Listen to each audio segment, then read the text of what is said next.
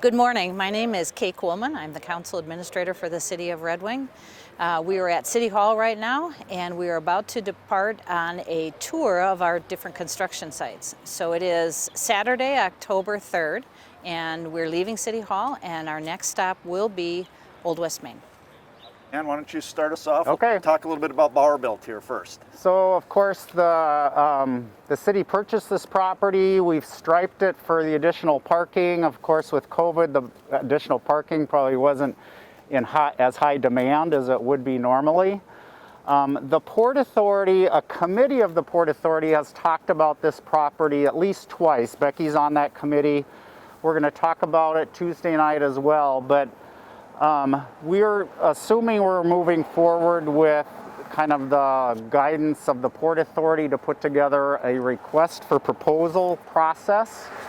But we might want to do some further analysis of the market, maybe some market demand of the property, maybe some reuse ideas. The idea is to do that during the reconstruction of Old West Main. But I think in general, the port is going to be asking for some additional guidance from the council on exactly who's doing what and how we need to proceed with the upcoming process. So there's going to be some more discussion on that coming up, both at the port and the council process. Any questions on that? Did I get that right, Becky? Yeah, I think that's a good summary. I mean, I think it was co-purchase between the council and the port, and so where do we go from here? Mm-hmm. And what ideas? How can we generate the space, use the space? Yeah. All right. All right, well, Okay. I'm going to talk a little bit about the Old West Main project and the Ped Bridge project. I gave an update last council meeting on the kind of getting a consensus. I wanted a timeline on bringing all these resolutions and so forth back to get these projects underway. I'll start with the Ped Bridge. I told you at that meeting that I'm going to bring plans and specs for approval. Here's the 100% plans. It's just under it's 96 sheets. That's the bridge and all of the work down to connect the trail down to Levee Park. So that plan is approved by MnDOT. We have full authority to let this project. So I'm bringing this to council on Monday, this upcoming Monday, the 12th, for approval of the plans and order the advertisement for bids. So we'll have that on the council agenda. One other thing that I wanted to bring up while we're down here talking about the Ped Bridge and the property we own is the purchase agreement for that piece of property has a deadline that we have to make a decision on whether we're going to do a project or not. And that deadline is October 31st.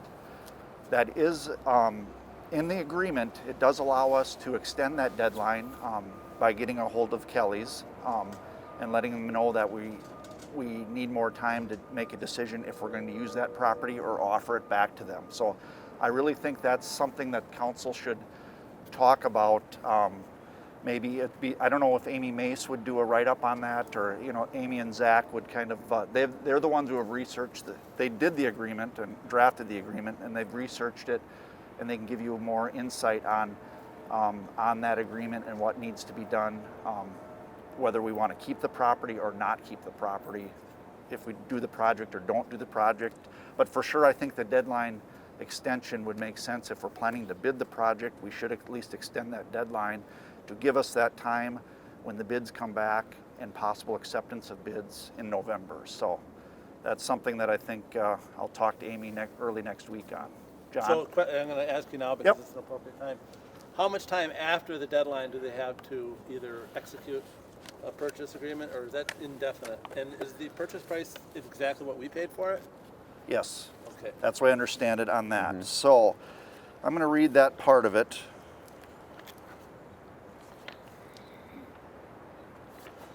Let me get to the right here.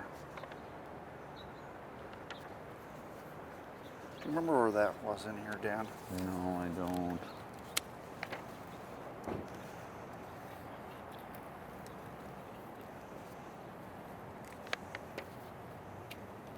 Yeah, it is the same. It's the 110,000. Hazardous.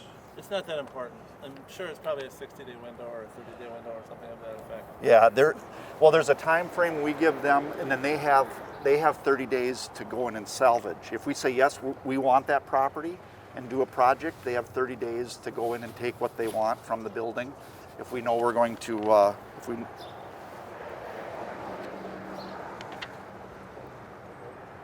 yeah, I can't find it exactly in here. No, But they're, I heard there are a lot but I of these- think it would be good for Amy and Zach to put together a report on that, so you know exactly where we're at. And that deadline can be extended, and then you could still make the decision that you don't want the property, or you do want the property. We just want to make sure we have time to make the right decision on the Ped Bridge project. So, in regards to Old West Main, the plans are at about 60% right now for the design of Old West Main. Of course, our concentration was getting the Ped Bridge plans ready first, because we weren't even sure on Old West Main if we were going to be doing that in 21 or 22, but we've got direction from council to do a 21 project for the streets. One thing we did find that we didn't, as we got into design, and you figure this out when you start popping manholes and looking at things, this sewer is much deeper than we ever knew. I didn't even know that, and the mainline sewer is upwards of 20 feet deep. So we're looking at ways, and we know that depth of this sewer is not needed for these buildings here. It's because this street is so flat, and it starts down by Godfather's Pizza with an 8-foot manhole, and to get grade, by the time it gets to Jackson, it's 21 feet deep. So we're looking at maybe doing something to have a separate sewer, shallower, to pick up the businesses here and keep that deep sewer as a trunk line to not, if you can imagine digging 20 feet deep here and trying to replace that old sewer, we thought maybe we just line that old one and tie everyone else into a new sewer that's shallower at about 8 to 10 feet. So we're looking at that as an option. You know, the utilities in here all need it. We have collapsing storm sewer that comes down from across from the fairgrounds that we've had issues with. It goes down Jackson. The water main at Jackson has been a real issue. We're putting new water main under the tracks to tie into the water main we did with the Levee Road project. So this is needed, and you can, what's that, Rick? That storm sewer over here then by the bar. Yep, and then we'll address, there's a storm sewer issue over here. There's 2 pipes that go down, one outside of the deck and one actually underneath close to the building that we're gonna get rid of. And then we're gonna tie everything into that 36-inch. That's 5 feet off the edge of the deck, as we talked about before. So, And that was not a clay sewer pipe, it was concrete. it's a concrete pipe. It's a good pipe that we have in the Jefferson Street right of way. So, and the project will start at 61 and end 1 block past, is that Buchanan, the next one over? Yeah, that Buchanan there. So, any questions? Yeah, that reminds me of what I was going to ask you about too. Yep. Can you tell us about how the railroad and the silent sort of intersections impact Yep. this So intersection here? with the quiet zone, what we're doing in our plans is we're gonna build Jackson Street to the width that we need to implement a quiet zone, which is I've mentioned this before. The actual implementation of the quiet zone is quite expensive because we have to change all that railroad equipment. But we thought while we're doing the work, let's get the road built to the right width to allow us to get the median in that we need. It adds cost to the Jackson Street reconstruct, but we're going down there, we're ripping it up to do utilities anyway. Now's the time to get the width set. A future project would actually be doing the rest of the implementation of the quiet zone. That's not within the scope of the Old West Main project, but at least getting it ready for that. And when I widen like this on Jackson, it means I got to put a retaining wall on the Plas side or the west side to be able to get the width that we need to get the median in and the quiet zone set up for the future. So. And is there funds, potential funds for that quiet zone and maybe the railroad work? We'll look into that. I don't know if there is like grant funds set up for that. I know other cities have paid it out of their own pocket when they've wanted to do a quiet zone. The railroad's not offering up that. It comes from us, but we could look for other grant opportunities that might be out there to implement. Yep. So we talked too, because a lot of people talk about that road as being a good access for waypointed for the park. Can you talk about the ADA accessibility of that road as it is currently, and that's one of the reasons why we explore this pedestrian bridge is the grade on that, or how? The ramps themselves down at that's one of the improvements that we would need to do as far as the quiet zone is upgrade the ADA crossing across the railroad tracks, right? The road itself, ADA wise, is not ideal. It's a hill, right? So you're having to go down a hill there, but you make the approaches to the railroad compliant. The grade being non-compliant, still you're within. What we'd have to do is actually add some landings and stuff when you go certain distances over a grade. So we will make it compliant, but this would be a much better access. This will be fully compliant where we may have to get some variances on Jackson Street. So, but a pedestrian bridge would be fully compliant all the way down to where it ties in to Levee Road with the grades and so forth. Ron, do you have something? No. Oh no, I thought you raised your hand. I could just. You got your mic? Oh.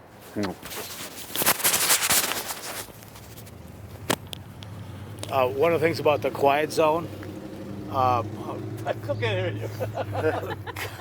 quiet zone, Councilmember Norton, is that was brought to Representative Haley and Senator Goggin. So legislatively, they're aware of that, and typically what we've seen, like in Goodview and some of the other towns along this railroad corridor, is that there is supplemental funding from the state legislature through bonding that they will, but typically cities do have to contribute up to 50% of the cost. And as Jay said, it can be expensive, could be up to $250,000 or more. Thanks, Josh. Ron, do you know, is there like grants out there that are through? As part of our legislative initiative that the council approved last year for the state bonding, we did, if you remember, as we turned and pivoted towards the Sturgeon Lake Road project, we did bring up the quiet zone to Rep. Haley and Goggin, and that actually helped get, I forgot the exact numbers, but about 1.2, 1.5 million in Old West Main, because the Old West Main Ped Bridge was as a project, and that was initially in the bonding bill, but it was removed because and Sturgeon Lake Road took a priority. So there is still that potential opportunity. So they're aware of it. And that's one of the things as you do this is that you have to set that table for that. So they are aware of that issue. Is it going to be funded this year? I don't know. In the future, I'm not sure, but at least the issue's on the table. Yeah. Yep. And then the other thing just with the road project is, as you can see, we got the sidewalks and the road itself needs help. I mean, if we weren't doing a road project, this would definitely be on the list for an overlay. But Rick, we need to get the utilities done, right? So this is an important project. We've had a lot of water main breaks on this. The storm sewer collapse. It's going to be good to get this upgraded for sure. So, and we're staying on course to let it like early part of 21 with a 1-year construction time frame on this. Probably it won't be done in halves like we did Main Street because we don't have the width, keeping half open at this time. We're more going to cut it in halves like at Washington and not impact all of this area while we're building, up toward the highway. Get that done, paved, ready to go, open back up, jump over and build this half here. We're going to have to work with these businesses as far as getting beer deliveries and getting trucks in here and walking routes for their customers. And that's one really good thing why this parking lot is here. When we're building this is going to be full. This and the alley behind here and people parking over there. We're going to have good walkways to get across our construction and all of our stuff going on. So it's going to be challenging for sure. It's a tighter corridor in here than we're on Main Street. But we'll coordinate with them and make sure businesses are. It's not going to be great for them. They know and they've been great partners in the design of this project too. They've all come to the meetings and been very active. So it's been a good corridor to work with for sure. One quick question on that. Yep. That deep sewer. That's still the old clay pipe. When we ran that thing through there, I don't know, it's about 5-6 years ago.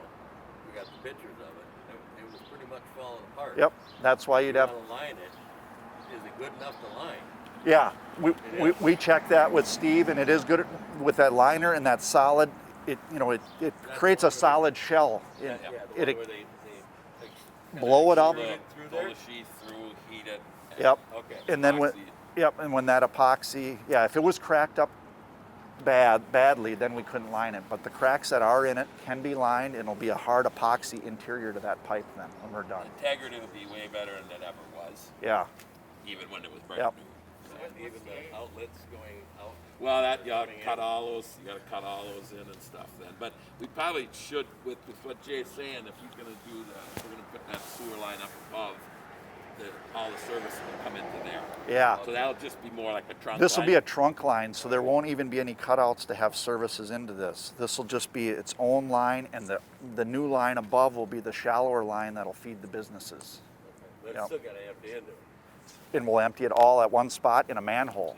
So then it won't even go into the pipe, it'll go into where a manhole drops before it turns and goes down Jackson. That's kind of the idea. Yep. It's over 100 years old, 100, 110, something like that. Yep. Yeah. Yep. So we're plugging away on those plans, and we'll have more stuff to council on Old West Main. But the first one is going to be, like I said, the bridge project, and we'll have that on for Monday for approved plans and order ad for the Ped Bridge. So Jay, at the end of the day, when this is all done, will it be diagonal parking, or is it going to be straight in parking? No, it will be angle parking. Okay, and Yep. then I mean, the one comment I've always had about this place is all hard surfaces. You know, I mean, Yep. everything is paved, concrete. Are we going to have more green space? There will be more greens. It's still it's still that downtown, but there'll be we've got a planting plan, tree plan. We're going to probably do something similar to our flower pots and things that we've done in the downtown area. Another Yeah. employee. Another employee. Yeah. Rick has looked. He knows what we're looking at here. It's going to be more maintenance, of course, but there's going to be that more greenery plus the city light system will be here instead of these. I that'll think make a big difference. there's 3 lights here that are Excel lights, but we'll have our own lighting system. Kind of, it's going to look similar to our downtown, but with their own character. A little bit different poles and things, and yep. All right, I think that's good. Can you say where the next stop is? The next stop is Levee Park. We're going to Levee Park. My name's Ron Seymour. I'm the Capital Investment Program Manager for the city. I do capital investment planning, program management for the city. I work with folks like Jay, Rick's staff on larger projects for the city, and also work in legislative lobbying and those type of things. I was instilled as a project manager for the Levee Park project in 2015-16 when the past Port Authority director left his position. So we've been planning this project for internally with the city, with the staff for about 4 years before we actually started building it. It actually was in city plans for over 20 years to do some kind of dockage improvement for commercial riverboats. We were funded with the state bonding and the port development grant funding for this project. Initially, we had a budget of about $6 million or so for construction, and we had ancillary costs plus contingency, so about an $8.2 million budget. As everyone knows, we hit flooding in 19, both in the spring and in the fall. It was historic, it was unprecedented. We had high water through the middle of July, and that had never really happened, and then it came up again in the fall. That hit the project, and it hit it hard, it delayed us, and it cost more money. And I've just recently negotiated the final change order with the contractor. So we're going to be wrapping up the project, and then I'll probably be at the council meeting in mid-October, or maybe the second meeting in October, to present the final information and request final payment for the project. So one of the things that we hit also was the BevCom fiber. They have a large conduit underneath there. We could not locate it. And that was an additional cost of over $80,000. The good news is that BevCom did come to the table, and they're contributing half that cost. So that's revenue that's being added to the project. The other concern that I had expressed to the council was additional costs of sewer and water funds, the utility revenue funds, because of the high water and the delays. That didn't turn out as bad as I expected. To the stormwater utility, it's about $40,000, and to the water utility, about $22,000. So those numbers were pretty good. The project will still have a shortfall of about $69,000. I'll be presenting that at the end of the October budget, or the October council meeting. Some of the details for the costs for our changes that I wanted to kind of highlight. So I had about $578,000 of additional costs, contract costs, because of flood and delays. And that included, if you remember, during my process going through this project, dewatering.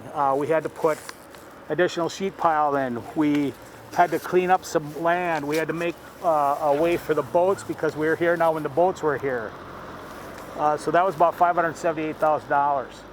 The actual consulting contracts, we had to keep the consulting contractor on board for additional time because he was expected to be completed in August when we were wrapping up the project last year. That came out to about $300,000, $330,000. So you add those two up, that's about $911,000 of additional cost for the project because of flood and delays. The final cost for the project that I'm tallying up right now is about $8.7 million. Now that included all this work. We replaced 3 underground storm sewer tunnels. We did new water mains. And, you know, and plus what you see here. So. Oh, yeah, and then, that's right. The dock, the cutout to the notch. That was a thing that came up when we bought the steel, because back when we were bidding this in 18, if you remember the China steel shortage and all that with sheet pile was an unknown factor on this project. So this council authorized us to go out and bid material. And at that, we kind of brought up the idea of, you know, we can't put a dock out here because of Coast Guard regulations. It's a navigational channel right up to the edge of the wall. But we could do a notch where we could have a commercial grade dock for recreational boats and for large river boats to use in the future. And so that notch was put in there also. That probably added about another $250,000 to the project too. Another complexity with this project was working through the bridge contractor needing access to build Pier 1 and get the first span in. A lot of that work was going on at the same time that we're trying to build this. So we had in our contract a mobilization bid item for this, for Meyer Contracting, or not mobilization, a haul road bid item. And that haul road bid item was to make sure they kept access for Zenith Tech, the bridge builder. And I put MnDOT on notice that we were bidding that, and when the bridge project is done, I may be coming and looking for some funding to help, because we had to pay to keep your contractor getting access to their construction site. Unfortunately, Meyer only bid at $1, but I told MnDOT that was a strategic thing. Or and then we still have that open with MnDOT that we may still be able to work some angle where we may get some funding additionally from them. I've put them on notice. I want to talk to them about that, and we will have a final. We have a final cooperative agreement on the bridge project, and that's where I want to talk to them about some additional help on what we did to keep their contractor getting it out, because it cost us more than a penny. Right. Now, a couple of quick things. I'll go on the funding site on this also.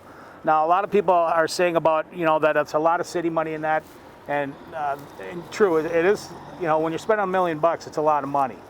But the other thing that people say is that, well, the grant money and stuff is still our money, but the issue with these grant fundings and some of the other allocations is that money is available statewide, and if other communities, if we wouldn't go for that funding, you know, it's going to go somewhere else, to Rochester, Mankato, Duluth, or wherever.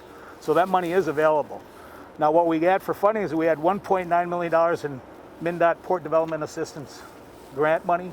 We had $3.8 million in state bonding, and for the city funding, we had to match the Port Authority money of about $465,000. And we had about $600,000 of general fund cash into this project. And the rest was utility funding, and then we had like the BevCon funding. Red Wing Marina contributed some funding for some additional concrete work we did down at Volga Harbor, because that also was part of that project, finishing the Levee Road project on the sheet wall up to Red Wing Grange. Red Wing Grain contributed $1,000 for some environmental work so that they could do their work in conjunction with ours. So there's a good mix of funding in the project. Now I want to talk about the riverboats. They've all canceled for this year. There's been a committee formed of a couple council members and Harbor Commission members, and we've been developing what we would call a generic use agreement for the riverboats because they wanted specific tie-ins with their times and their marketing ability for 2-3 years down the road. So we're real close to getting that agreement wrapped up and sent out to them as a draft. And so that we could have them, we'll have them scheduled, right now they're scheduled till 2023. And 2023 is when Viking River Cruise Lines initiates their cruise schedule. So we will have that opportunity to have up to 3 boats potentially docked at the levee wall at one time. Does there have to be additional work done here so we can get 3? That's another thing that we're considering, and another thing I could bring up is the project was impacted by a barge on November 9th of 19 also. That was another issue. So the barge hit piling number 2 that's upriver and bent it quite a bit. So we're still negotiating with the barge company on that repair. Piling number 1 is going to need to be replaced. That was not impacted, but it needs to be replaced. What we're considering is putting out a dolphin piling 100-foot upriver parallel to this, whereby another boat could dock there and offload passengers here or just beyond the stepping wall. That'd be the third boat. That'd be a third boat. Yeah. And then also utilizing potentially ADM's dolphin piling, their first dolphin piling down there. So we would be able to get 3 large ones at once. Yep. And our estimate for like a spudding dolphin piling, initially we had a number of about 80,000, but when we did our bids to do our repairs and replacements, they came in at about 180,000, which was even with Zenitech, the bridge contractor had equipment here, so that number was way high. So that's why we got a couple different prices on it, and they were both high. They were both very high. Yeah. So That's for the total project, or was that per piling? per piling. Seriously? Yeah. That money, though, there is an opportunity to go through the Port Authority, the port bonding again. So Right. that's one of the things that Dan's working on to see if we can secure that as early as next year. In the 180, I'm not gonna, it's a ballpark, but that's to replace? Install. Or is that to repair? Install. Install. Install a new one. Install a new So one. tear out the old one and put in a new one. Right. Yeah. Yep. It's a big number. But as part of the negotiations, maybe the riverboat commercial operators are going to contribute some of that. Sure. So we'll work through that as we negotiate with those current operators. And then there's potential for additional operators coming up. The Delta Queen is potentially going to be on the river again. So Yep. Good project. Good project manager right here. We're gonna lean on him. We're gonna lean on him more often. are there any other questions? I do know that I've had so many people tell me how nice this. I run into people and they want to. I say, yeah, it's just great. It's a great amenity for the city. That's for sure. It's often. This is the one project that I've really heard a lot of things about. Well, the one thing I want to make sure everybody knows too is that it was a good team effort because I had a good project management team. Jay, Lynn Narniger, Sean Blaney, some of the utility staff, Bob Stark when he was here. So I mean, it was a good team effort, and we had a good consultant on board too that was able to work with us because it took a long challenging. time. It took a long time. With this flooding, it was challenging. challenging. So That's a good point. I mean, this is a unique asset. If you look at cities that neglect the river, like Hastings, for instance, it's just money down the drain. It really is. that, So much- and that's part of that, as I explained at council meeting, that long range 20-year plan. And I'll bring it up, and that continues all the way up with the Ped Bridge, the Upper Harbor renewal. Improving that old dump where the trucks park now and redoing that for Red Wing Grain. That all ties into the whole riverfront plan. And does it cost money? Yes, it costs money. Yeah. But our goal is to make sure it doesn't cost as much money to get a bigger bang for the buck. So this bang for the buck, about $2 million of city money, including utilities and such, maybe 2.5. I think we got a pretty good bang for the buck For an $8 million project. for an $8 million project.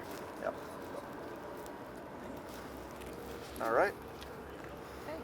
And where are we off to next? Okay, let's go We can go there 321 with Potter. 321 Potter. That's right next to that bridge ramp, Yeah. that parking lot, right? All right, so as most of you are aware, we own this whole block now, okay? We purchased the first part of the block 2 or 3 years ago. I can't even remember how long ago now. Anadiz is still in that building and pays us a nominal amount of rent to us to have that. We also still have runnings in the basement of this building for their warehousing needs. So they pay us a lease fee as well to be in that basement. That was part of the purchase agreement when we bought the building from Runnings or LLC. So then our latest purchase has been this part and this part over here, and that was from Coke Bottling out of St. Cloud, and took us a long time, but our goal here was to clean up the site. If you remember, that old office building used to sit here. That's no longer here.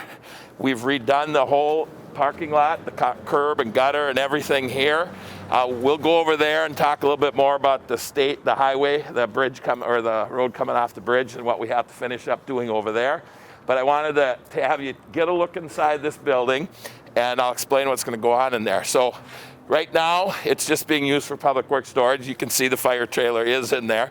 But the goal is to put police and fire in one part of this building, on these 2 stalls over here, that would be heated, so that they can put their command vehicle, the trailer. Roger wanted to put some of his stuff in there.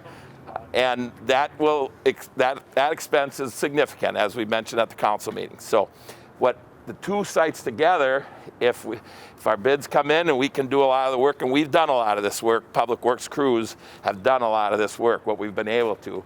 So, it's about $2.2 million total that we have to finish this project. We got next year, it's about $650 to work on that part. I'll go into that later. And then we have about $550 for the following year over here, but total project costs are about that 2.2. So I wanted you to just get a look in this building. You can see there's some things that need fixing, like the doors are pretty shot. They've been there forever. We've done a lot of the block. You can see we put new block in, using our crews just to do that. You see in there putting a generator on the outside of the building out there, so this facility could be open. If the police are going to be in here, they need to get into the building if there's no power. So the roof is shot. We've talked about how you want the exterior of this building to look.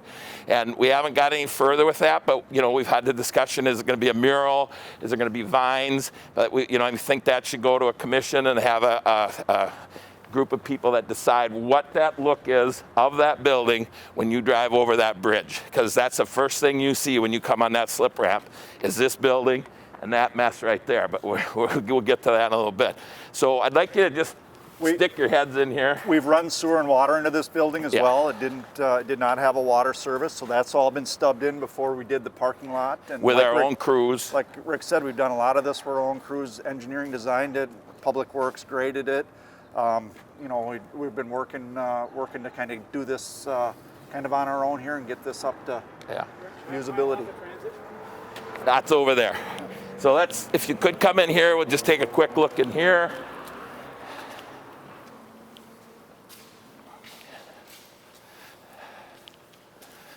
Sewer and water coming in there on the east side of the building. While they were doing the construction, coming into the shoe company side, the roads were all dug up, all these things were taken care of. So as you can see, it's a very tall building. We would most likely put, stack it up, we'll put up, you know what I mean? Yes, thank you. But that side over there, then, those 2 stalls, was to try to get all the fire and police department stuff in there. And they have stuff that we leave outside, but the longer you leave it outside, the more it deteriorates because it sits outside. So Rick, you're looking at a wall right on this somewhere right in that area, yeah. And then heat that side. And then just heat that side. This would just be cold storage for public works stuff. And downtown is where we do a lot of our work, and that's what this building is for. Well, you can see all this stuff. This is what happens when you have projects. So if you get questions on why there's nothing in the bump outs down that we did on 3rd and Bush and at by Mandy's, they're the flower pots that will be put out in that area next year. So we just didn't get to it. We had them here, just didn't get to them this year, and it's going to really make those big islands of concrete look nice with those flower pots that you see all over town. So. And a lot of the work didn't get done. A lot of work didn't get done this year because we just didn't have the ICWIC crews. You know, we didn't have the ICWIC crew for almost 3 months. So that's a lot of things that they would work on just didn't get done. So. ICWIC, Institutional Correctional Work Crew. So, okay, so Jay, let's go over to where the slip ramp comes down, and then we'll go over in this building. So, all right, like Rick said, the Public Works is doing a lot of this stuff themselves. We're kind of working together to get this site finished off. You can see the pillars that are going in here. There's going to be that railing along there to match, similar to what you see up on the corner of Main Street there with that black railing with the pillars. And Red Wing Shoe is doing the same thing around their parking lot. So it's going to be a very tied together look coming into town off of Potter Street, off of the slip ramp. There's a planting plan for all along here. You know, they're mowing this grass, but there's shrubs and things that are going in along with these railings and pillars here to kind of dress up this corner to be kind of a gateway coming in. So we're happy the way this turned out. Really kind of nice. Red Wing Shoe also redid their side and their windows along that side, and the colors they chose are kind of tying nicely with the bridge, slip ramp, and everything else. So Rick, what do you got with the building? Well, and that's the question. You see the building now. To put on a surface of that building is very expensive. Okay, we're not even pricing that out because you're talking 3 mammoth sides to put like an EFIS on there, a fake brick, whatever you want to call it. So we're gonna, you know, that's part of that discussion, what the community thinks that building should look like, because I mean that is your entry into the city right there. So, you know, in the past they've talked about more murals possibly, you know, and getting together with the Art and Culture Commission and have a discussion with them and see. This part won't be driven by Public Works. It's going to be driven by Commission and the council and the citizens to decide how this building should look. Now, if you notice, that wall is a little wet. That's because the roof. And Council Member Bizey said, Rick, you got a lot of mortar. And that's because we're leaking water on the roof, and that's why we have to fix the roof. So we won't do anything till we get the roof fixed, because you'll be fighting that moisture problem all the time. So, and that wouldn't be scheduled until, right now, it got pushed to 2022, right, Ron? I believe so. Yeah, 21 is that building, 22 is this building. So painting 3 sides and maybe a mural on the side toward the Something, slip ramp kind vines, they talked about, do you put vines on it, you know, let it grow. That it had vines on some of it before, so it's all that conversation that we'll have with the public and how people want it to look coming into the city. And if you remember from the bridge project, the Welcome to Red Wing sign that used to be kind of down in this area, we're going to have that up along the between the bluff and the new roadway, and it's going to be a double-sided sign, so it'll be a welcome coming in and a thank you for visiting going out. The design hasn't been done, but we're working with, I'm working with MnDOT and getting the permitting of the location. And Steve Cohn and some others from Red Wing Arts are working on a sign design. So, and that's funding we have in place that came from the Jones Foundation and the Red Wing Area Fund. So we have earmarked money for that welcome sign. 50,000. Yep. Would that be something the Arts and Culture Commission should? Yeah, they're. participate in? Yep, they are. Emily Gaida Okay. Foos is Yep. on. I met with her and Steve Cohn up there to kind of get a feel for it, and she's working on that. So, yep. And then Rick, when you redo the roof, will it be able to accommodate any solar panels or anything? Because you got amazing exposure up there. It's interesting when we talk about putting solar on our buildings anymore. With the amount of solar credits that we have in the gardens right now, I believe the idea is to stay with the gardens and not go with these separate systems. Okay.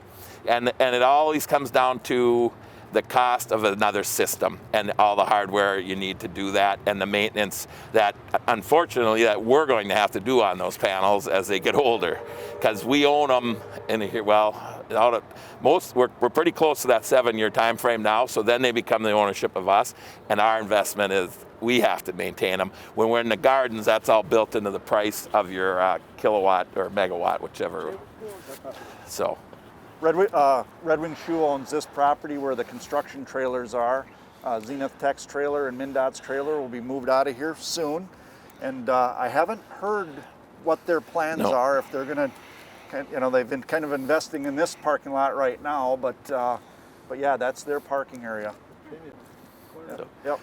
Okay, so we want to buzz over here back to the other building. I want to walk around the outside once and then we'll go inside just so you get an idea what I'm talking about. Okay, so this is the rest of the building from the Coke bottling. We've removed, as I mentioned before, that office used to sit right in this parking lot. This will be parking for residents in the winter, snow lot, so that there's parking. There'll be parking for our employees in daytime. We won't, our employees will park in that lot over here. That whole big lot is for Anna D's and that overflow parking in the city of Red Wing. This building from where it gets really black right down there where the gutter's coming out, that gets cut out all the way back to here and all the way to this old block to there. That all gets removed as part of this project. This is all going away. It's in bad shape. Yeah. Nope, up just past the no parking sign is where we cut it off. Okay, that's the old building. The lower roof. That's that's the old roofing. It's wood here. It's structurally not in good shape, and to fix it would cost a lot. That looks like a commercial storefront. I don't know what was here then, Dean. That looks like a commercial front. That's where the Coca-Cola office was. Oh, it was just the office, so they made it look like that? Okay. So, and what's going to happen then is the transit people, which are now currently in a metal building down below the Public Works shop, in single garage doors that they can't get in and out because the buses have gotten bigger and bigger. The transit company is going to come down and I'll take inside, and they're going to occupy this building. They'll be able to drive in and out instead of backing in and out. They'll be able to drive through. They'll come through here, come out the other side. So the transit folks, with a lot of discussion and lawyers involved, the building that we built out of Public Works is ours. So even though the state put some money in it, it was a long discussion between lawyers. It turns out the building is ours. So Public Works then will be able to get more of their equipment inside out there, but the bus people will be here. They'll have parking for their drivers in this lot here. They felt very good about where they're placed here. They feel good about coming here. And those buses just keep getting bigger and bigger. Compared to when we started, they were little short buses. Now they're 32-footers, 36-footers, I think Ron said the other day when we were looking at that. And for those that don't know, the city contributes to the buses every year to buying buses, usually about, what was our cost this year now? 30,000, about 30,000. So we usually buy a bus every year, pay for part of a bus, and then you folks make the rules on the rates and that kind of stuff and how it's going to run. The transit system, of course, is affected by COVID just like anything else, but before that, they were at all-time high in ridership. Yeah. So we're working with those folks to get them in here. This will be a demo. We have the numbers. We have a consultant that put everything together. We would try to get started on this right away next year. And then the transit people would be in here and they'd be out at Public Works. So I do want to go inside. Oh, Mike did say that they've been training. Yeah, so we have done a little training inside of there, and I will exactly say what Rick says. It's in bad shape inside of there. There's areas that we don't even go in because it's really bad inside of there. The second story has some holes in it and everything, and it's not a good place to be. So. Yeah. As long as we're standing right here, I do want to mention... Oh, yeah, I did want to talk about that. Thank you, Jay. When this project is done, the bridge project is done here, which is coming up, that property there will go back to the city. Right now it was under temporary easement from MnDOT. They had all their electricians stored all of their equipment there, and there was a construction trailer there as well. But that grass area kind of from the toe of the slope there is back for the city to use. I don't know, is there talk about bringing the community garden back into there again? That was the idea behind it. So that'll be your functional space, is what he's trying to say. The flat spot you see there is ours, up to that silt fence, the black silt fence across. There's a lot of people waiting for that to Yeah, so that would be a next year, try to get a project into there. And it will take, we'll probably have to do some soil remediation, bring some better soil in, take some out, bring some in. So it's plantable and garden ready, because right now it's just whatever's been there. So. How about the the dredge stuff, is that viable for that? I don't know if we've ever tested that. We I'm not used it. sure. We used it. We had to blend it. We use it up at the athletic field. So, Yeah. What if it's blended? If it's blended, it might Yeah. be an option. Yep. like him. Or modifying the building so the buses can get Sorry. in and out? Do we pay all that cost? Or is that Yes, we are paying the cost. That's part of that agreement with the state and the building, and twisting arms and arguing about who owns what. They'll pay us a lease fee. I should have said that. The bus company will start paying us a lease fee where they were paying a nominal lease fee out there. A new agreement will pay, and it's nominal, but they will pay a lease fee moving forward.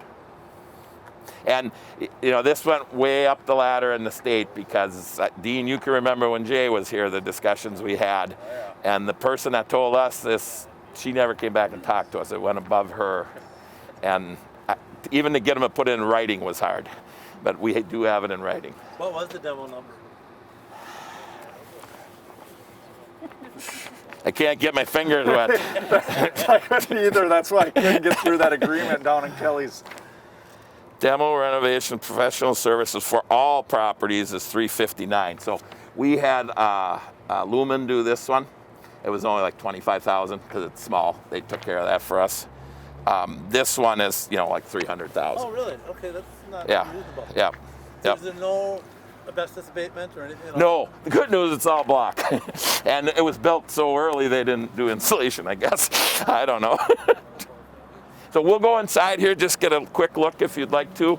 Keeping in mind now how much of the building is going to be gone. And this will be bituminous surface then after this is pulled out.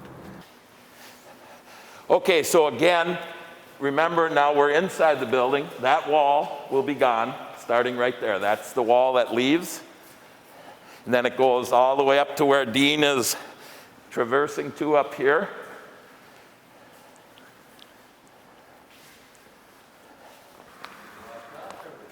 About,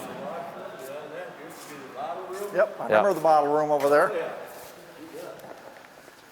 You could come in here and get a free bottle of pop on Saturday morning. We used to get it every day after school. Yeah. That's how I think it. so you can see the walls have deteriorated significantly. We have been in here doing water and sewer already with our crews. We've done concrete work where we've needed to do. You can see we've started a bathroom and a small office area.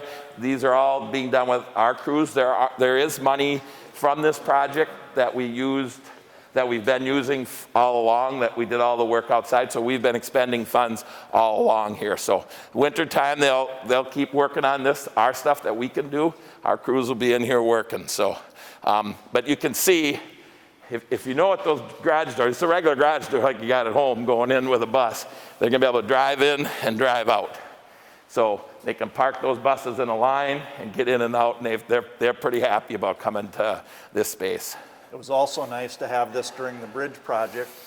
They stored all of the bolts that put the tub girders together were here because they had to be at a certain temperature for their and Public Works had the space to do it. Now you've got more stuff in here, but this whole side was full of their nuts and bolts over here so kind of nice that we had something close for them Yeah. to store in.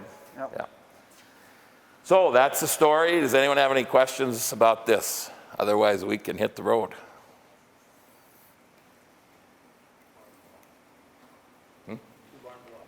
Barn Bluff. Barn Bluff. Okay. Here we come. Yeah.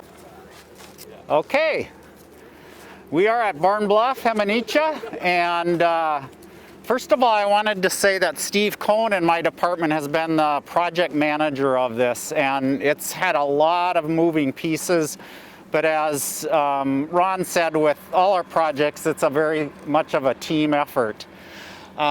This one is even more of a team because the Prairie Island community really got involved in the interpretive area, and that's actually what's under construction there right now. But I'll start where we're standing. Where obviously this parking lot did not exist before, and we worked with Excel on some property issues, even MnDOT, to develop this nice new parking lot. It has to get the second lift on and marked yet this year. but it'll provide much needed parking. As you know, that's been a challenge here forever in terms of parking. So in addition to the parking, we've improved the sidewalk connections.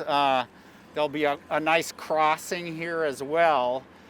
But the project is now including 2 ways to access Barn Bluff. One is the traditional way up the steps over there on the other side of the water tank. But this is really going to become the main access point. You can see the stairs. There have railings on there, of course. And it will take you up into kind of a new trail system. There's a new shortcut that's been added. If you haven't been up in the park lately, I encourage you to do it before the snow flies and just check it out. On the bluff itself, they've added new steps. They've rerouted trails. They've done this amazing new east overlook. It's at the end of your packet. I took this picture from Memorial with my telephoto. And you can kind of get a sense of what that east overlook is turning out to be, and then there's a drawing right before it as well. But really, one of the very just exciting parts of this is what you'll see in that location. And I've included both kind of the concept drawing, which is the color drawing, and then some more details. So the little diagram up on the upper right are these storytelling columns, and then you'll see on each one there's storytelling panels. Someone had asked me about that. You saw the mock-up of what those the columns will look like. They're cottonwood tree formation. And then the other drawing, small drawing, shows the columns of dialogue. And that has more different information on it as well. You see kind of an example of what that will be. And then, of course, there's some nice new welcome signs. We worked with the climbing community to really emphasize how important that aspect is on Barn Bluff as well. What am I leaving out? You mentioned when you press in the Dakota language, you'll be able to hear the stories. Oh, yes. So it does show, it mentions it here somewhere, I think. Maybe not. There will be some buttons you can push over there that will have Arthur Lockwood. It is. Oh, okay. He is going to be recording 4 stories of the Native American community and how important this wonderful natural feature is. And so you'll have an audio component as well, which will be exciting. So we're adding a picnic table over here, some picnic tables over there for people to, picnic. And then, Jay, do you want to mention the trail connection? Yep. Okay. So I've been working on a project here. If you look, you'll see a little stub of sidewalk stubbed out right over here. That is to line up with a trail that we're looking at getting all the way down to Colville Park. The issue that we are having is we are not getting any response back from the railroad because we need easements from the railroad, or we need to actually buy the property from the railroad. And they've drafted the agreement, council approved the agreement, the city signed the agreement, and it was sent back to them almost a year ago now. And it was supposed to be signed by the CP Rail in December and maybe closing in January of this year, and then we didn't, and then it's drug on and drug on and drug on. And we're just really having issues with that, finalizing that. So, but that trail is quite it's going to be an expensive piece of trail. We found out, Ron, I think you were involved in the last meeting we had on the retaining walls that are along there are going to be much more expensive than we anticipated. So we're looking at some redesign of how we could afford that. But I haven't jumped into that because I'm really trying to get this railroad thing taken care of as of right now, or we don't have the property to build the trail. So it's frustrating, but I'm hoping to get some resolution to that soon here. So. Can you update us too on the trail, the DNR trail that is connecting, like the Levee Trail, right? Will come through and connect here too. Don't we have a trail on the bottom of the Barn Bluff? Over here? Yes. Okay. Is it this way? Yeah. Yep. We do not have the property to get between Levee Park and the wastewater treatment plant. That is, the CP Rail owns all the way to the water's edge there, so we do not have any alignment. We were working on that years ago, but Ron. That's a separate phase. Yeah, that's a separate phase. That'll be orphaned, and yeah, we'll have to work on that. Yeah, and looking at it without any property, you know, we have a road there. There's that gravel road that's all CP Rail property. And we have the rights to use it for our treatment plant vehicles, but not to build a trail on it. So it's a separate phase, and it may mean we have to do something more like I think we've estimated more of a bridge or a boardwalk, cantilever, where we're out over the water, which you've seen in some areas that they're very nice trails, but very expensive. So. I wanted to bring one thing up. Dan mentioned the water reservoir. That is an active water reservoir, but it's for XL steam plant here. It's non-chlorinated water, which they needed instead of using city water. When they were getting city water from the tap main, they had to take care of the. They had to process the water. So now they maintain that site. They pay us to have that, and they did do a lot of work and agreements with you guys when they were going through all these things about how this site would look, because they did that when we put the new bridge in. When we put the new bridge in, it's interesting. This plant here has 3 separate water sources. They have processed water coming from this tank here. They've got potable water coming from our mains that feed them their drinking water, and then they draw their cooling water right out of the river. So it is an interesting system, and making sure everything was separated, and they did all of their internal plumbing, and we verified this and that when they were doing it. So yeah. they've been good to work with. That XL was very involved with this as well. Yep. I just want to thank the council. I wasn't going to say anything, but this really is a big deal for the relationship between Red Wing and Prairie Island Indian community. And I know we talk about a lot of the other stuff, but there's been a lot of conversation, a lot of relationship building. So thank you to the council and to everybody who really made this happen, because that has been a connection that now we are working more and more together. And this is a big deal. And I just think for the people of the community here to learn more about that history, it is one piece that's going to make a big difference going forward for Red Wing. Anyway, thanks. So thank you. Mm-hmm. 2 additional things I wanted to mention is, believe it or not, you'll see that there are some common elements that are taking place between what's going on here and then our next stop at Memorial Overlook. You'll see the limestone seating over there in an amphitheater format over there off to the far right, where people can sit, and there could be some discussions of things going on, presentations. And the other thing I wanted to mention is the existing stairway, including the Central Kiwanis stairway there, has all been repaired, and they've put a coating over it.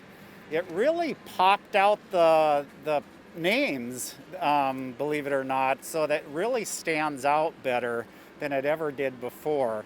It's not a substantial repair. It's more of, with some monies and with the project going on, let's do something to improve that stairway system too. So, yeah, this is just so exciting.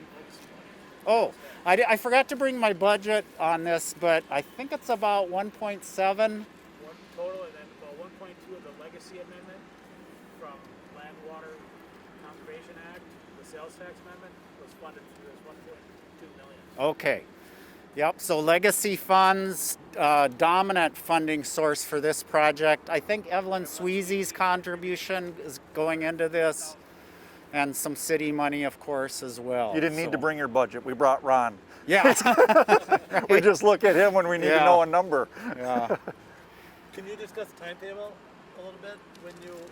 Yeah, so this will be done this year yet.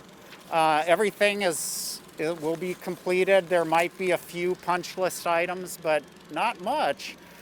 This is a phased project, so some of the future yet unfunded phases are making a better connection over to the kiln. Yep. And doing some interpretation, with signage and some platforms that people can get up and look at that better. We didn't do bathrooms. That's another phase. And I think even the long-term idea is that you could potentially have an office in that building. If this really became popular, you could have some volunteers, come here and help people. Or the park naturalist or something. Park naturalist, yep, that was the idea. Because it's a designated regional park now in the state. Designated regional park, yes, with the state. Oh, really? That's it. Should we go to Memorial? Memorial's next. Let's go to the top. Yep. All right, we are at Memorial Park Overlook, and give just a little bit of a refresher or a reminder on where this project started and where we're at today. So Bob Behrens brought this on behalf of the Noontime Kiwanis to the City Council a number of years ago to do an extreme makeover of the Overlook. And that got support. He provided essentially secured half the funding towards the city match. It's about a $370,000 project, but a real interesting part of this is it started with more of what I call a traditional platform overlook design. You park in front of the platform, you get out of your car, you walk over, and you're kind of on this platform with columns and railings, and you have this amazing view. That got into the final design stage when some community members said, time out, could it be even better than that? It could be more of what we're calling this amphitheater design. And so Bolton and Mink, our consulting engineers, had looked at that and said, yeah, that actually could work. And ironically enough, that design, which is what's have been most recently approved, is actually less expensive. The columns and railings cost a lot of money, and the wall for that platform. And so the design that has been accepted now is this more of a circular platform, no railings, no columns, but a lot of seating, and it's a lot of limestone block again, similar to what we've been using in Barn Bluff and other projects.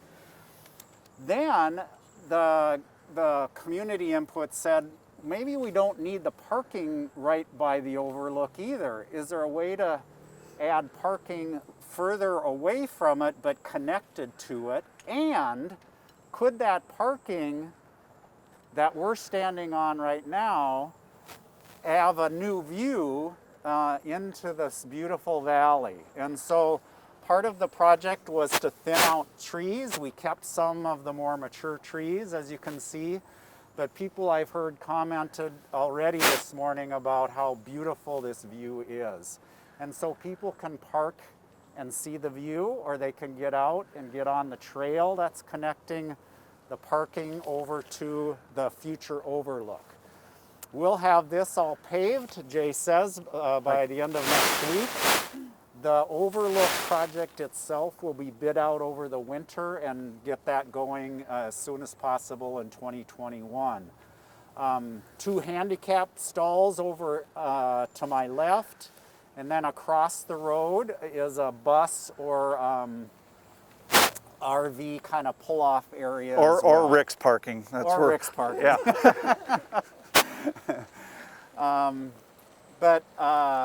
Jay, what do you want to add? Well, said there's a trail connection, so the trail will kind of be out on the front of here.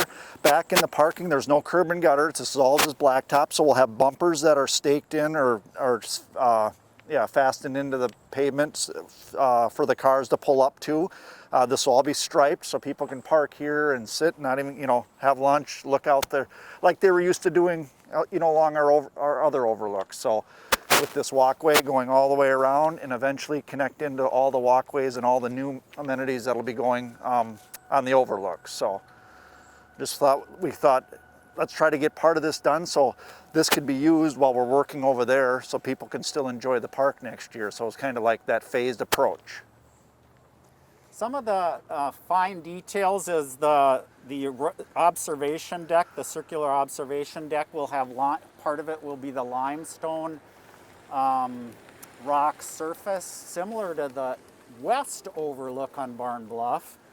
And then there's kind of this offshoot to another smaller circle which will have a flag, American flag. It will have recognition of the armed services, and it will have some art sculpture piece that's being designed at the base of the flag. So it will have an artistic component as well. Then before I forget, Rick wanted me to mention too, separate from this, but as you came into the entrance gates, all those rock columns have recently been redone. Yep, new gate. Craftsmen that do that work, it's amazing. It was fun to watch them do that. The guy that did this said it was his best job, or most fun job he's ever done. He numbered each and every one of those rock and then put it all back together. Took pictures, numbered it, and remanufactured it the way it was originally. Yeah. He said it was maybe one of the most fun projects he's ever worked on. So. And if you get a chance, he not only did the gate there, go to the end of Bluff Street, the cow path. They redid that. It looks gorgeous. It really did. Yep. I noticed that too. Yep. Right at the Bluff Street or the cow path trail. Don't look at the sign, right, Becky? That's Sand Hill. Oh, that was Sand Hill, that's right. Why? What's the sign say? It's just been graffiti. Yeah. Sand Hill. Yeah. So. Any questions? I think when this is done, it will be people will find it amazing to come up and sit. And there's like different types of places to sit, and now the parking observation area and so forth. So. Yeah, the additional, adding the parking, and it's actually additional parking when you kind of look at how many stalls we'll have here. It's kind of organized. This is we have more of the pedestrian thing over there with the overlook, and the parking area here where maybe you just don't even want to get out of your car, but you still want to see the views. So it's kind of, we'll speak to both. Yep. That's called? The solid waste campus. When we get there, we're going to go into the new building. There'll be restrooms available. We usually try to schedule a restroom in the middle, but we didn't. So we'll let everyone go to the restrooms, and then Jeff will be out there. We're going to do a tour of the whole facility, which we haven't been able to do any tours because of COVID, of course. Sure, it's on. Okay, well, welcome to the Waste Campus. My name is Jeff Schneider. I'm Deputy Director of Public Works. I'm in charge of the Waste Campus operations as well as the refuse recycling collection operations. If anybody has any questions along the way at all, please feel free to just chime in. And I will start with this area right here. This is our new break room. If you'd been here any time before the fire, you would notice a significant change from what we had then to what we have now. So we're quite proud of actually just having a break room with water that we could drink. That's when I started here, there's non-potable water in this whole building, so we can drink the water now. We have clean new lockers for men and women. We have a single-person shower that works, and it's just really nice to be in such nice, clean, positive conditions. So I think it's had a big benefit for our staff morale, and as well as just our appearance to the public that ever come in here too. So out here at the Waste Campus, we're responsible for processing all of the city's waste and recycling material, as well as come October 19th, all of the county's waste that will be coming in as a part of designation. Before the fire, we were at about 1,700 tons a month of processing, where we would take that material, we either burn it here on site, or we would shred that material up and take that over to Excel steam plant. Right now, for the last 3 months, we've been averaging 3,400 tons a month. So we've doubled our capacity. We're doing much better with our recovery of recycled materials, and the fuel that we're ultimately producing for Excel is that much higher quality in terms of a consistent BTU and in terms of the sizing, which is important to them down there to avoid complications with how they feed their burner over there. So, are there any questions here now? Can you talk about the landfill a little bit? Oh, yeah, I'm sorry. So part of the whole designation process and getting the designation passed was tied directly to our ability, the county and the city's ability, to get the Bench Street landfill into the closed landfill program. So the Bench Street landfill is made up of 3 different cells. There was a MSW cell, or a garbage cell. There was a demolition cell, and then there was a lined ash cell. Each cell had been used by the public for many, many years. The first 2, the demolition cell and the MSW cell, were closed back in '96, but the ash cell was still being used by the city to put ash in while we still had the burner going, and it was being used by the city to put residual fines in. Residual fines that we were putting up there was really your heavy organic fraction of material that comes out of the waste stream in our processing. So it's really a wet, heavy organic, got rocks in it. It has small pieces of plastic. It's everything that's smaller than an inch that could go past a disc screen and then be put up there in the landfill. That material also had a lot of glass, broken glass, a lot of inerts in it as well. So we were putting material up in there up until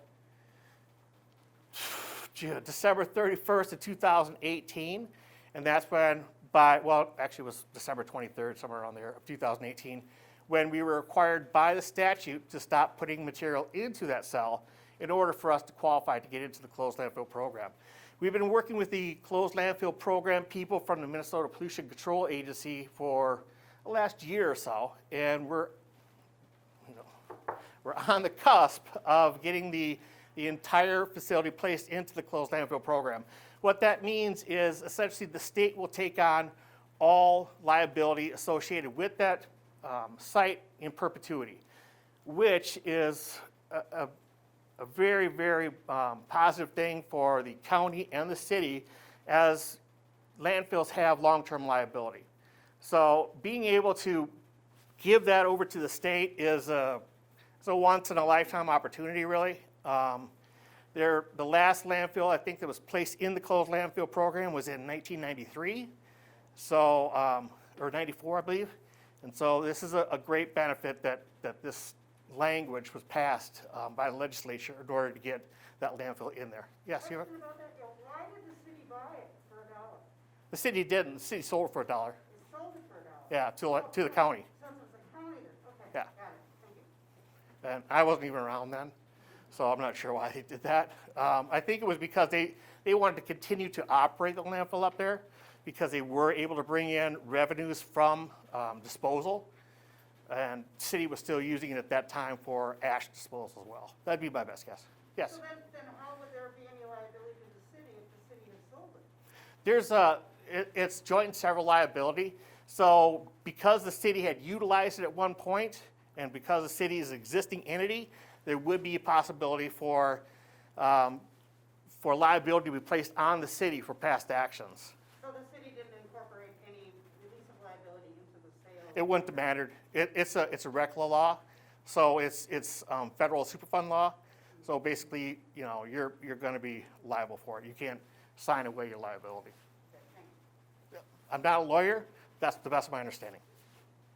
Jeff, when you said all 3 cells will be in the closed landfill now? Yes. The entire Bench Street landfill site, as we know it, will be in there. Yeah, the footprint.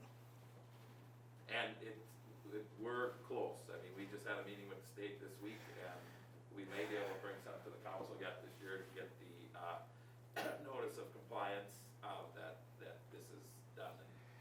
Yeah, and you're talking about, you know, the relief of potential millions of dollars of liability up there. It's an unlined landfill in the garbage portion and the demolition portion. The ash cell is lined, but those other two weren't. And it's on top of a limestone bluff. So there's a good, it has impacted groundwater already. So, yeah. This is the tip floor. This is where all the magic begins. So when the material comes in here, we do a pre-processing step, and that's basically doing a load inspection. So when your garbage trucks come into this facility, they'll tip on this floor right here, and we'll start with a visual inspection of any material that could possibly cause problems down the road. The big problems at this step, or at this point right here, is the oversized, bulky material. Your carpets, your tarps, you know, basic large pieces of steel that they could see, they'll take out at this point right here. For instance, they got 2 propane tanks that they pulled from the waste stream right there. We have tires over here. And this is full of oversized, bulky carpet type of material. And then this will be our Trent metal over here. So that'll be recycled. This will go to a landfill, and the rest of the material will go into the system. So they charge the system right here by placing material right over that ledge. So on the other side, I'm sorry, on the other side of that ledge right there is a conveyor that heads that way. So that starts the whole process of getting the material into the system so that we can start the process of removing recyclables, removing hazardous materials, and getting it sized to the point we have. So the next step that we're going to see here is the loadout area. The loadout area then is the end of the stream, and that is where all the processed fuel actually ends up into the semis. And then once those semis reach their capacity, that's taken down to Excel. This right here is a loadout area then. So this is very good for us to actually take some of the larger material that we have. It would probably be the stuff in this pile right here, and that would go directly to a mass burn facility in Olmsted. We probably take about 1 semi of mass burn facility per day to Olmsted, and then the majority of it then goes to Excel on Highway 61, and some of the oversized bulky materials that is non-processable, non-burnable, we will take that then to a landfill. Yes? Jeff, you know, the single sort recycling trucks, did they just come here, then they dump and they go right No, on the stream? Or? we drop the single sort right back there. And then that material, there's another loadout area right there. That gets thrown into another semi, and that is taken over to Recycle Minnesota, Dick Sanitation, and that's where that is processed right there. Just Explain why we don't process our recyclables. Well, the reason we don't process our recyclables is because it's a very specialized type of operation that you have to have. Most facilities, you want to be very specific to what you're doing. The hybrid model is a little more difficult to operate. It's difficult to have enough capacity to make it work. Footprint wasn't big enough. Yeah, we just didn't have the ability to do that here. We couldn't do recycling, sorting, and garbage sorting at the same level. You always lose a little bit of proficiency when you try to kind of broaden it out. So we went with the waste processing here, and a lot of that is due to our proximity to Excel and the partnership that we've been able to work out with them through this. And the recyclables, as I said, go to Dick Sanitation. Explain the backhauling and the front hauling. Okay, so we're also receiving right now material from Farmington, Minnesota through a contract that was signed last year. And how that's working is Farmington has a municipal collection operation as well. So they have municipal trucks that collect curbside garbage from their residents. That material is then taken to Dick Sanitation, which is in Lakeville, which is just, I don't know, not very far away, maybe a couple miles. Then we have Dick Sanitation bring semi-loads of that material here, and then we load material, like our single sort, back in, and that goes back to Dick's. And the whole idea is that we want to, make sure we're not deadheading, one way or the other. We have loads going and coming for the efficiency of the transportation of this material. Since the implementation of single sort last year in September, we've increased our recycling volume significantly. Our recycling participation has gone up significantly. And one of the concerns we did have was, would there be an issue with contamination of those recyclable materials? We have found at this point that our residents are doing a phenomenal job of making sure that material is clean that they put into a single sort bin. And I have every faith that we'll continue to do this. We're going to keep our education program going here. We're working with the communication team to put out some more information about single sort, to keep that message alive, so that we continue to have very clean recyclable material that we are taking over for processing. How much tip floor space? How many tons? Wow. We probably have 400 to 600 tons of tip floor space, maybe a little bit more. It all depends on how you stack it. I know that when I first got here, they had 8-foot concrete walls with 4-foot plywood above it, and we still managed to get over it and get stuff behind it. Now we've got 15-foot concrete walls, but we still got someone dinged it up there. So no matter how high you build that concrete, someone's going to find a way to get higher. So this right here probably represents maybe 100 tons of garbage. How many total tons per year? We set an operational goal of 3,000 tons per month. We went through our performance testing back in February. We started in March with our first full month of operating here, and then COVID hit and we shut down again. And then we actually went and we went forward with doing our processing again, and we found out that we could do it on our own even without the ICWIC crews. I think having the ICWIC crews here is a benefit in that it's not just people that we can get to help us out with this stuff, but also it's a benefit to the community and the training that we give to the ICWIC residents or ICWIC crew. We give every one of them skid steer training, forklift training, and if they have any maintenance skills, they're welcome to utilize those as well. They work right alongside our staff, and we treat them as they're our employees. And we have had excellent results with that. So ICWIC is? ICWIC is the Institutional Correction Work Crew. I'm sorry, I say things I assume everybody knows what I'm talking about. And they come from the Red Wing Department of Corrections, the Red Wing facility right down there on 61. We have a crew of 5 right now. I think in the past we had crews of up to 9, and what we found that more is less. So we actually do a little bit better having smaller crews. They're more manageable.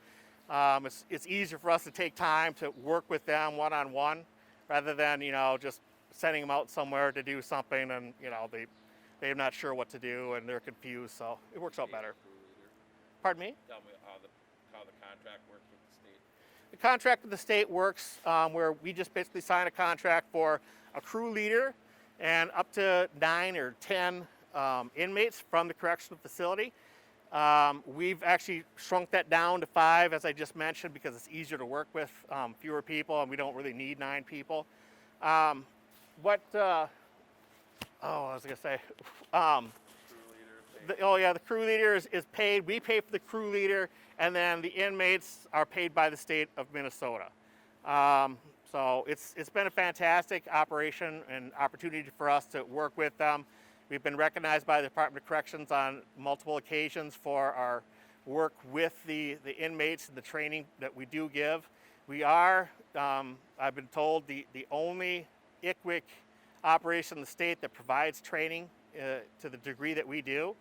And whenever they leave here, we give them a strong letter of recommendation, and we've gotten numerous guys an opportunity to get a position elsewhere. And a lot of them really actually enjoy working here. I think it's a pretty good atmosphere actually to work in, despite the garbage. Any other? Yes. I'm sorry. No. What's the recycling commodity market like now right now? Well, it's definitely down from previous years. Aluminum is right around 36 cents a pound, 34 cents a pound. Steel, it all depends on the type of steel you're bringing in. So the loose tramp steel that we're bringing in, anywhere from $35 to $45 a ton. And then the baled steel that we're putting out, I think is about 120. I'm sorry, I asked the question wrong. Okay. Is it a liability doing the single sort recycling to the city? I mean, is it? Oh, it's a cost. No, there's a cost. Okay. It's the cost. That's really what I. Yeah, there's really, you know, it's difficult to make recycling pay economically. That's just the fact. The commodity market's being depressed. Is also not in favor of recycling either right now. Well, how we work with our recycling contract or our recycling agreement, I should say, is that we get a rebate on the sale of the material, but we have to pay for the processing of the material. So we'll get 70% of the revenue from the sale of that material, but it just goes to offset the cost of processing. Thank you. So, and then to add on to that, the more contaminants you have in there, the more it counts against you because you got to pay disposal on contaminants. You know, the way I try to look at this is that whatever comes in here, say if we got 100 tons of waste coming in here, if I could take 10 of those tons off and recycle them, that's 10 tons I don't pay disposal on and 10 tons that I get paid for. So that's, my goal is to recycle as much as I can because then I don't have to pay disposal on it. So whenever we get the opportunity to recycle something, we take it. Plastic right now is I think milk jugs are really good, but everything else is very, very low. We really kind of stick to 1 through 7s, of course, but we only really do 1, 2, and 5.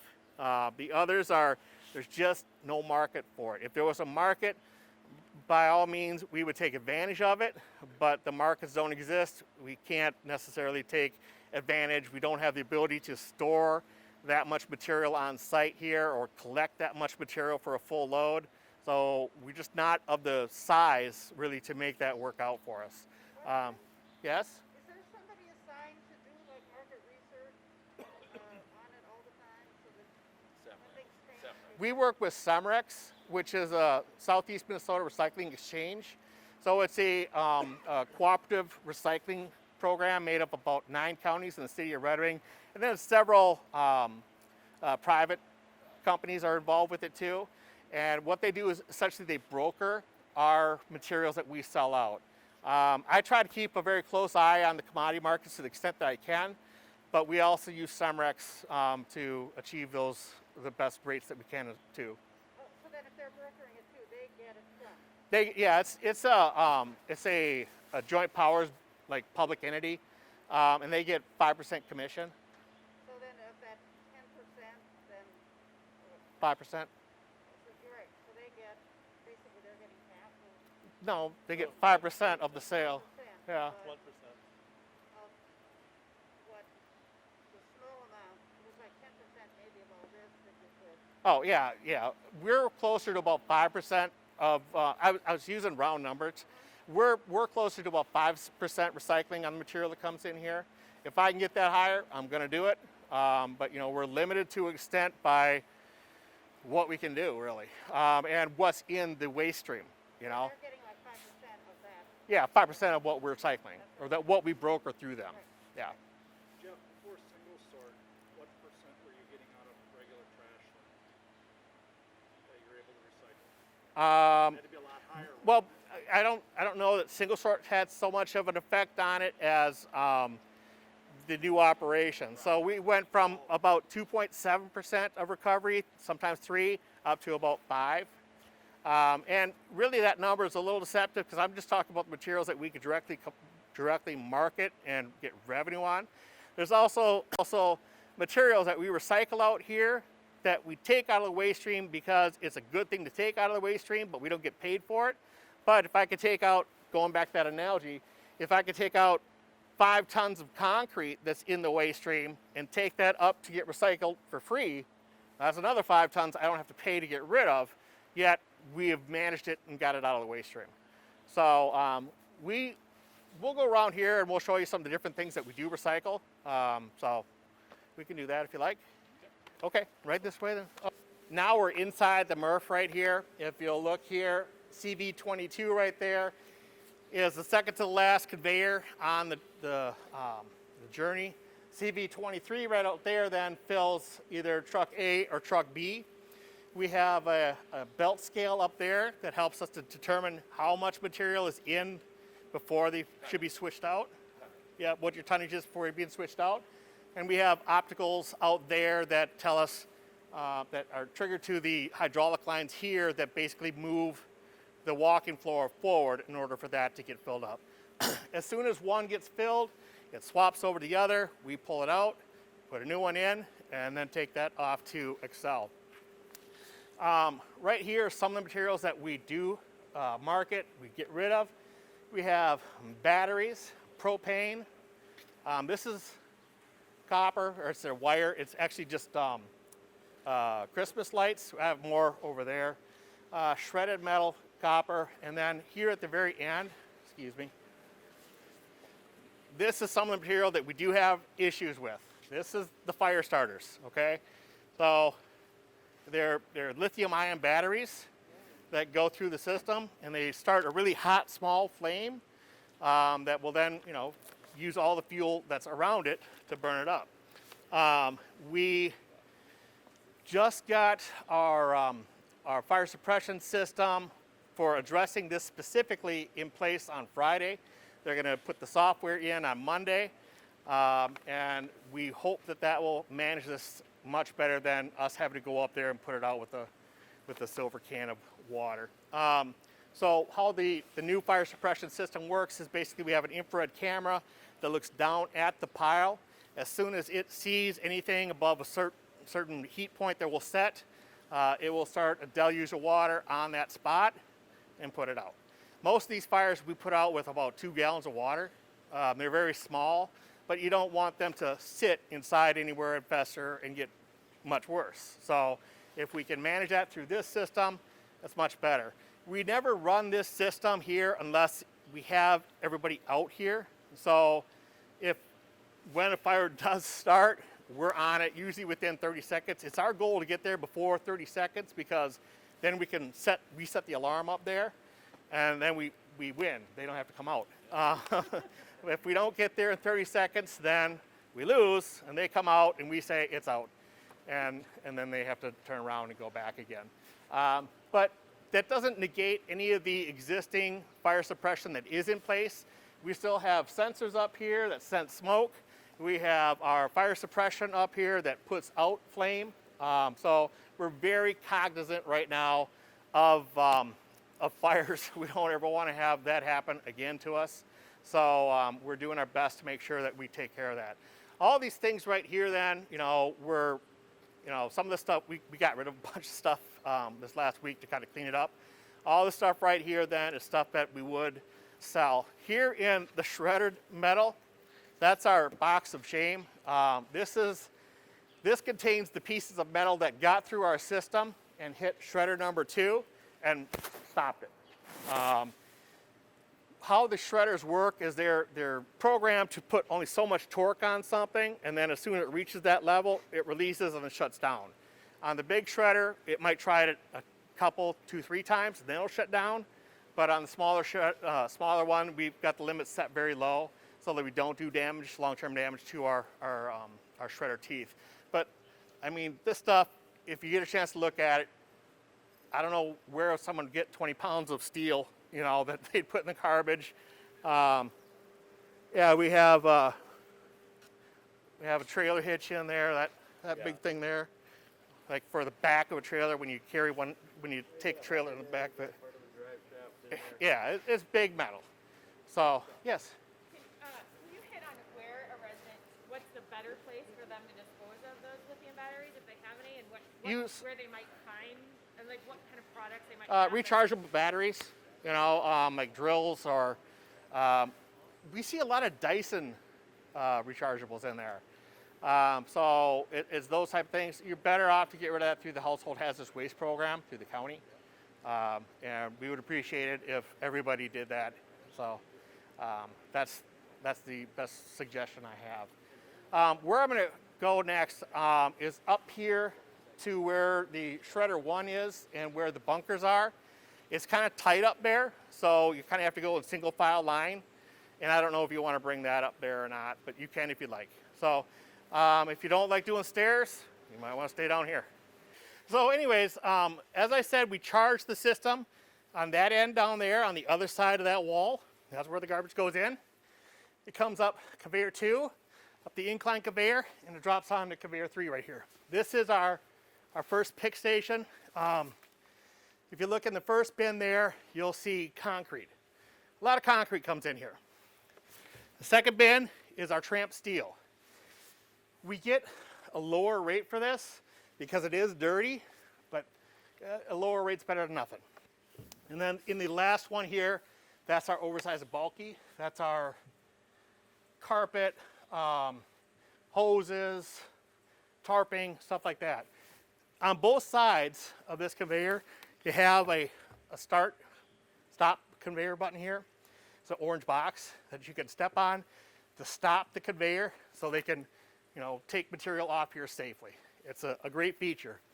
Behind you are additional bins that we have for getting rid of cordage, flat screens, propane, well, we don't throw propane tanks down there. Flat screens, I forget what it is right now, electronics of different sorts, computers, laptops. So the computers and the electronics are another example of material that we recycle without economic benefit, because we take it out of the waste stream because it needs to come out of the waste stream. It's not something you want in the waste stream. It's in there, people do it. But we take it out when we see it and we recycle it. And each one of those things then we have to pay to get recycled.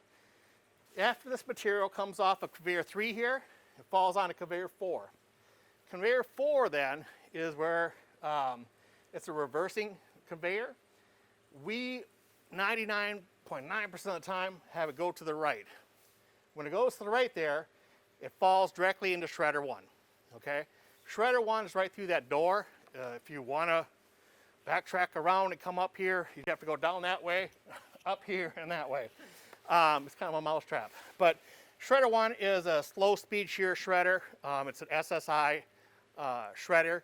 And the whole concept behind shredder 1 is basically to be used as a bag opener so that we can open up the bags that come through and release those contents, as well as do our first initial sizing of the material. What a real problem for us in the past was, the fact that we didn't have a way to open bags in order to release recyclable materials from there. That does it. And it does it in such a way that it doesn't destroy the commodity that we're trying to recover. That was the whole purpose of, having this right here. We didn't want to have a situation where it was going through a hammer mill with a high-speed shredder that would turn it into confetti. We want to be able to recover the commodities that come through in the state that they are so that we can get the maximum quality for recycling from it. Okay, so here's where we basically have some of the sizing take place. After the material goes through that shredder, it comes back up into the trommel. The trommel is basically a big drum with 2-inch holes and 6-inch holes. Everything that's 2-inch and smaller, well, not everything, but the majority of things that are 2-inch and smaller get tumbled through and they come out the 2-inch hole. The 2-inch hole then goes past the disc screen, which separates the 1-inch and under from the 1-inch and over. 1-inch and under is the fines material that I had mentioned earlier that goes to a landfill. That is still going to a landfill right now, and that material is actually landfilled at a lower rate. So it's cheaper to landfill that material because it's used as alternative daily cover for the landfill. Landfills are required to cover up their space, their working face at the end of each day. And if you can use that type of material, it's a good alternative daily cover to using dirt. Because then at the beginning of the day, if you use dirt, you have to scrape all that off again, and then you start placing material back on. So it's a good cover. Because it's heavy and it's wet, it doesn't blow around. The stuff that is above 1 inch actually ends up kind of doing this whole thing, and it ends up here on CV22, and it has fuel again. This also takes out the 6-inch material. The 6-inch material is where you predominantly find your plastic bottles, your tin cans, your non-ferrous metals, including used beverage cans. And that material then comes out over here, right there, that first piece of orange equipment, that's a shaker table. And that kind of like disperses the material so it goes wide across the whole table. And then it goes on to the eddy current here. The eddy current then will take out your non-ferrous metals. It pops them to the back of that hood right there. They land on this line right here, and then it's blown over there. This guy here that's at this station is taking out the lower quality aluminum. So this is what we call aluminum breakage. This is your cat food cans, your Spam, your juice boxes, aerosol sprays. There's even copper in there, and then we'll separate the copper out further over here and get a better value for our copper sales. And then this is usually just garbage over here, stuff that was attached to the can when it got thrown to the back. How we kind of set this part up here though was that we wanted to, everything is supposed to be at a certain size, 6-inch to 8-inch, around that size. When this stuff goes through the 6-inch hole, it's been sized. So it's sized right there. So our idea was that we didn't want to put that material through the secondary shredder because why put the wear and tear on that again? So this material actually drops in right after the secondary shredder to save the wear and tear on the secondary shredder.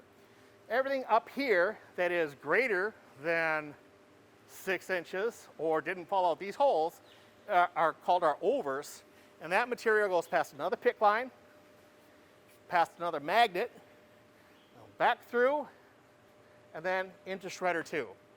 So shredder 2, we'll take a look at it, kind of got to look up underneath it to see what we're talking about.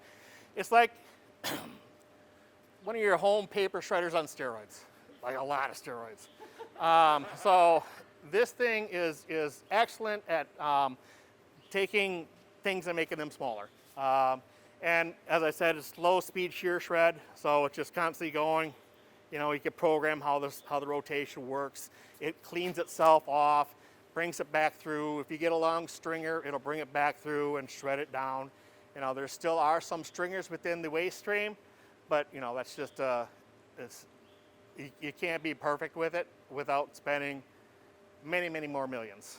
And so this fuel that we're producing right now, Excel has been very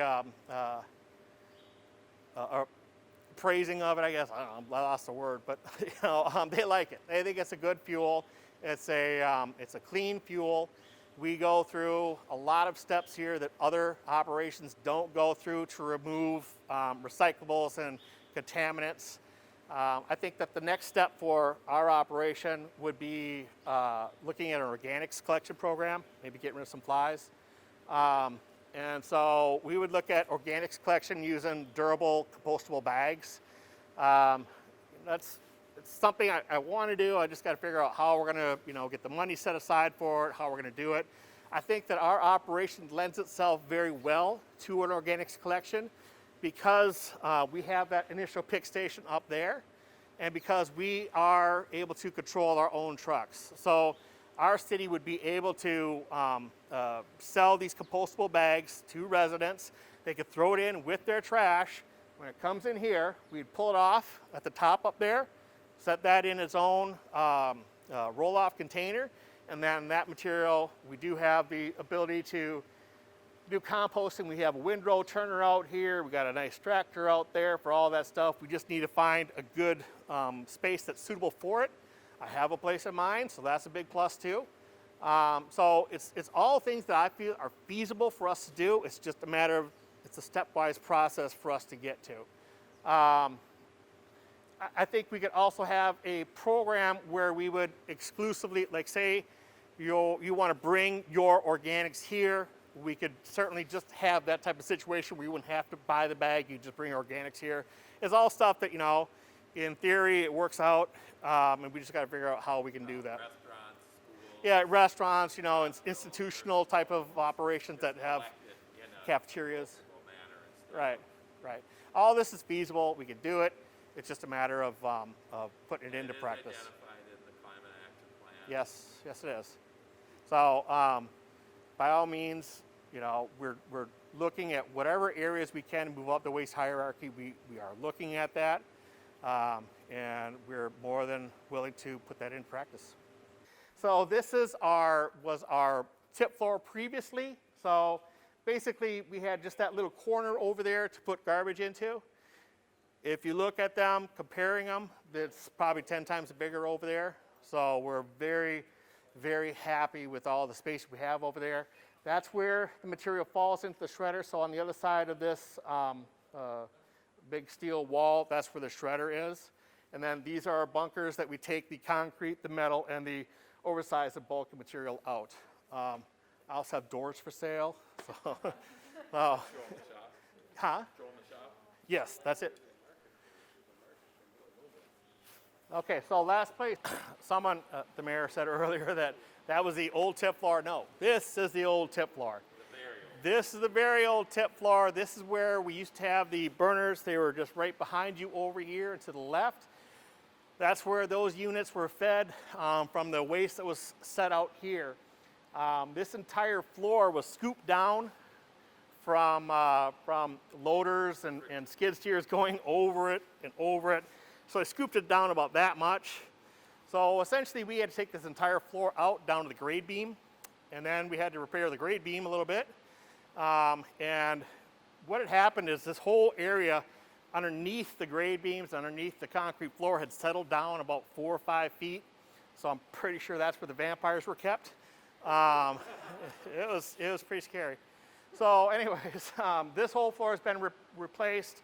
We have concrete planks up there so that we can store material up above up there. We have a dedicated place for repairing our things from the MRF. One thing that we didn't see on this tour is that as a result of the fire, we were put in a position where we still had to have lockers available for our employees. So insurance then was used to build another shop just on the south side of the building over here. That shop now is being used by the refuse recycling operations in order to house some of their trucks. We have enough trucks that we can't fit them all over there, so we are trying to park everything we can this winter inside. This is a problem. This is our mobile shredder. It's down for maintenance right now. You know, when you buy things from Germany, it takes a while for that material to get here. We hope to have this back up and running in another 3 days or so. And we're going to use this then to take care of that enormous brush pile that we have right back there. This is also a redundancy to use as a shredder of waste if we have to. We actually have to put it through here twice in order to get to the level that we want it to. We have a crossbelt magnet that takes any metal from either that's in the wood pile or in the garbage, takes that metal out.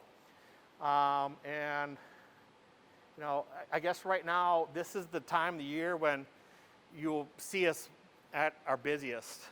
Earlier, when I first came in here today, I saw 7 customers over at the convenience drop area, and about 15 people lined up at the trough over here by the leaf and grass area. So I think that, you know, this time of year, there isn't many city services that get used more than the Waste Campus. And we typically have almost 30,000 visits, maybe a little more than 30,000 visits annually from residents and customers out here. So we have a very robust business that serves the community well. And I think we do it at we provide a good service at a reasonable price. So that's about the end of the tour here. If you guys have any questions, you know, feel free to ask them now. If not, thank you very much. I'd like to thank everyone for coming today. I know it's not the usual tour. I think it worked out fairly well. I think, you know, hopefully in the spring we'll get a bus again and do the tour as it passed. It's worked out well on the bus in those years. So that's the end of the tour. Kay left, she went home not feeling well, so this is it. You're all free to go home and enjoy the rest of your Saturday. So thank you very much. It won't get much better than what this was, though. Thank you. Thank you guys for coming.